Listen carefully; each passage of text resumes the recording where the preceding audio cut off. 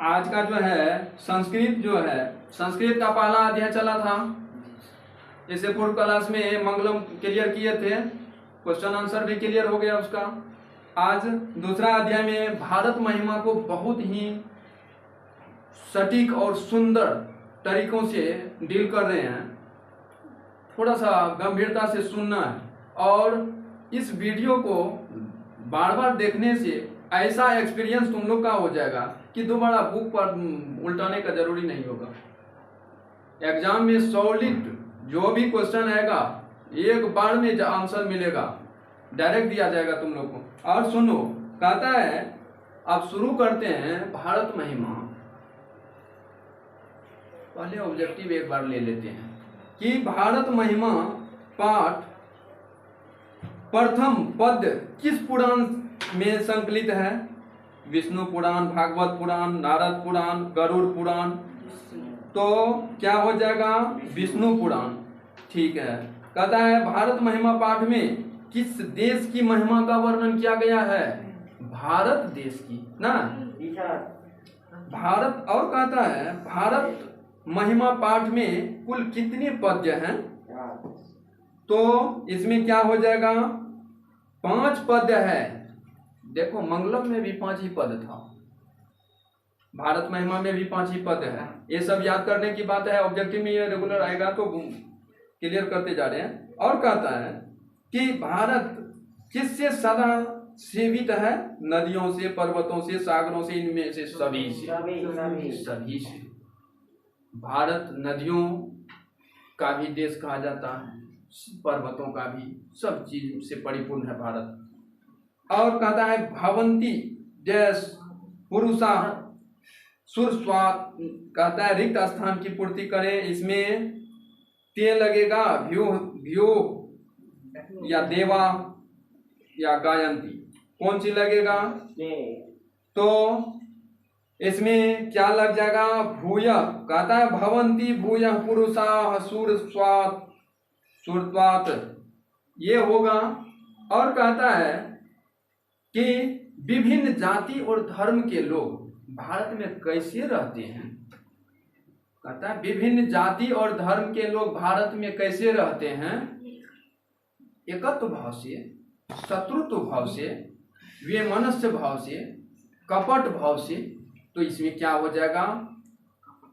नहीं, इसमें सबसे सुपर एकत्व भाव से, यानी एकत्व का मतलब एकता के भाव से।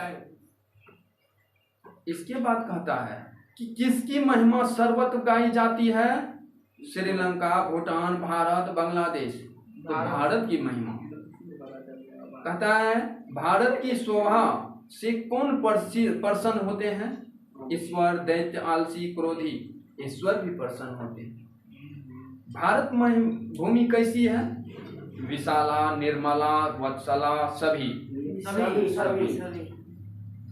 और कहता है किस देश में देवता बार बार जन्म लेना चाहते हैं? भारत में। किसके गीत देवता भी गाते हैं? भारतवर्ष की। हाँ। कहता है भारत महिमा पाठ का द्वितीय श्लोक किस पुराण से संकलित है? विष्णु पुराण, भागवत पुराण, वायु पुराण, पद्म पुराण। कौन पुराण? तो इसमें भागवत पुराण है। हम सबों में भारतवर्ष के प्रति क्या होनी चाहिए? कहता है हम सबों में भारतवर्ष के प्रति क्या होनी चाहिए? गुरु भक्ति, पितृभक्ति, देवत्व भक्ति, देशभक्ति। भारत महिमा पाठ में पुराणों से कितने पद संकलित है? कहता है इसमें कि 2। कहता है भारत महिमा पाठ में पुराणों से कितने हैं? तो 2 पद है। कहता है और विशाल धारा का, क्वेश्चन होगा विशाल धारा का, इसका आंसर क्या होगा? कि विशाल धारा भारत भूमि अस्ति।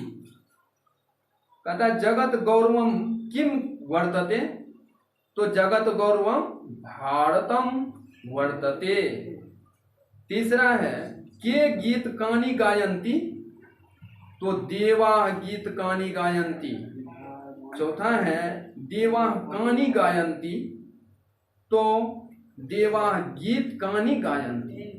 पांचवा है जनै कीदृशी जन्म लब्धम, तो इसका जो है जनै मुकुंद सर्व सबो एकम जन्म लब्धम।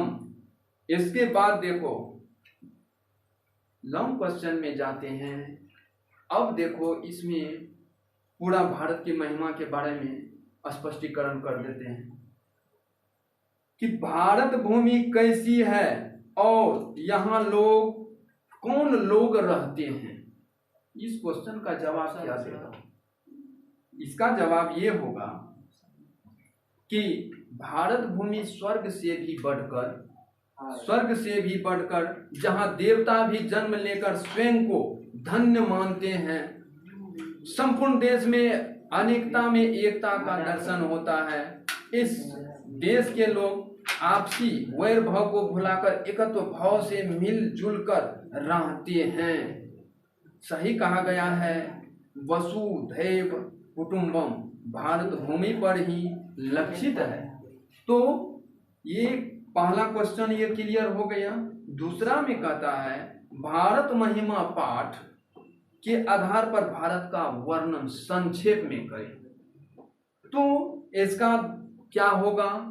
संक्षेप में भारत महिमा का वर्णन करने के लिए कह रहा है, तो कह रहे हैं इसका होगा ये कि भारत महिमा पाठ में कुल 5 पद संकलित है।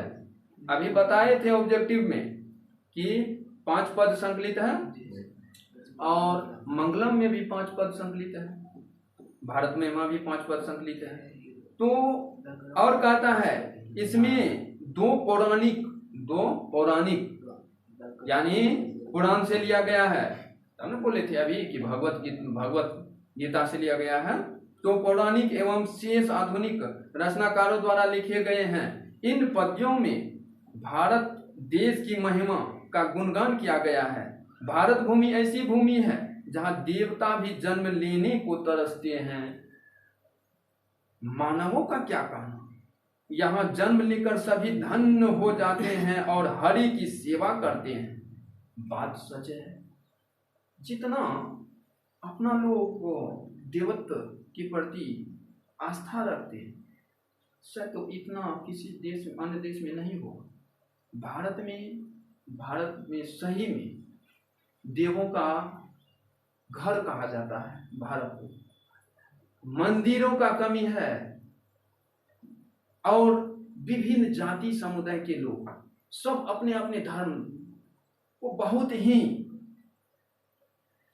आस्तिक दृष्टिकोण से मानते हुए पूजा करते हैं। पूजा अर्चना प्रतिदिन प्रार्थना करते हैं। देवी देवता का विद्धि करते हैं, ध्यान करते हैं। तो बात तो ठीक है। और कह रहा है वही चीज कहता है मानवों का क्या कहना? यहाँ जन्म लेकर सभी धन हो जाते हैं और हरि की सेवा करते हैं। यह देश सभी धर्मों के लोगों को आश्रय देते हैं और देता रहा भी है। और ऐसा प्रतीत होता है कि यह विश्व रूपी घर का आंगन है जहाँ सभी धर्मों के दरवाजे और खिड़कियां खुलती है। इसीलिए न कहा गया है भारत एक धर्मनिरपेक्ष राष्ट्र है।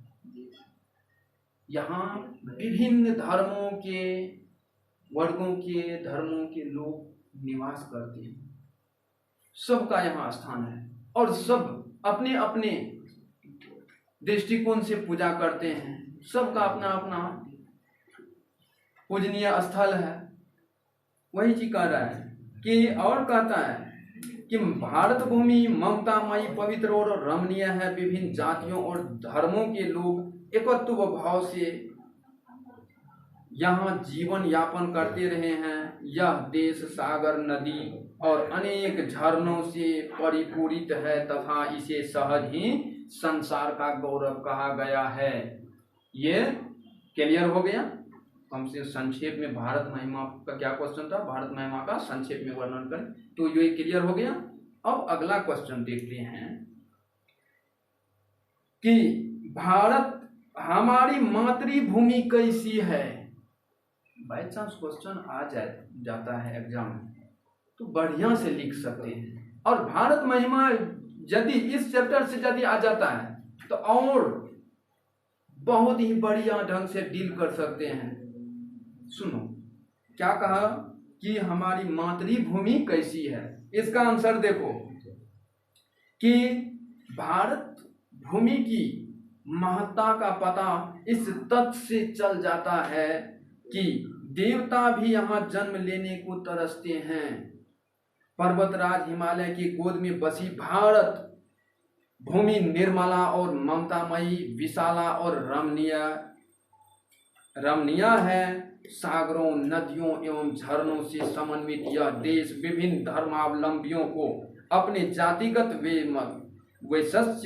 वैषम्यता को भुलाकर आपस में सद्भाव पूर्वक रहने की शिक्षा देता है। तो भारत महिमा ये क्लियर हुआ कि हमारी मातृभूमि कैसी है। अब कहता है